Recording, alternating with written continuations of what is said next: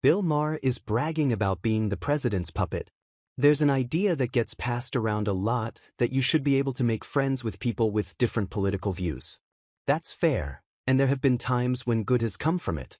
However, it's important to realize that some people don't deserve your friendship. Some things that should not be political, like basic human rights, are used as tools by holes who want the world to look like and benefit them and no one else. So, pardon me if my eyes damn near rolled out of my head at Bill Maher's latest attempts to look like some kind of bipartisan hero.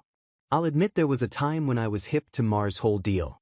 Religulous came about when I was a teenager who had just left the Catholic Church, so seeing an older man give the same kind of snark and sarcasm to religious types a teenager, disagreed with was super cathartic.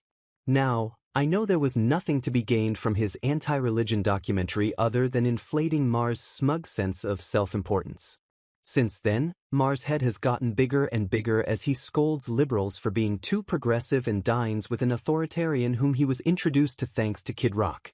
Maher recently dined with Donald Trump and went out of his way to praise how much of a normal guy he was.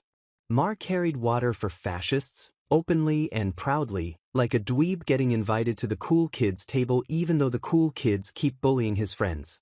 Then, he returns to his friends and says, you know, he's not that bad. It's loserous ****. Maher would go on to claim that he's still hard on Trump, and even if that's true, all of that is moot when you normalize the guy and then brag about having his ****ing phone number.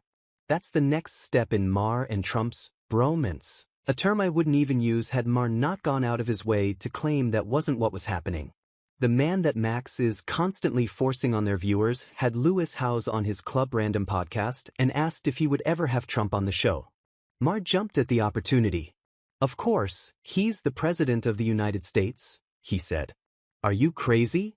To be fair, this isn't just a problem with Maher. The media landscape has welcomed fascism in return for access. It sucks. But old Bill didn't stop there. When Howes asked if Maher had access to Trump's team, he took it one step further. I can talk to him, Maher noted while chuckling. Look, we're not having a bromance here, making it clear that that's precisely what's happening. I have no patience for people who just can't find friendship with people who don't agree with them. It's just a way to civil war, and I'm not going down that road. This doesn't feel a little different, Bill? Also, how someone can carry this much water for someone and not see they're being used means they're too dumb to notice or too pleased to care.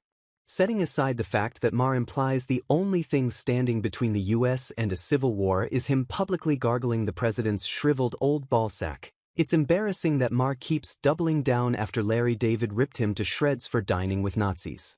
Maher stated at the time that bringing up Hitler means you lost the argument. No one's arguing with you, Bill. They're simply pointing out that you have a bromance with a fascist. Anyone who isn't lodged in an ivory tower built on their own sense of self would be able to see that.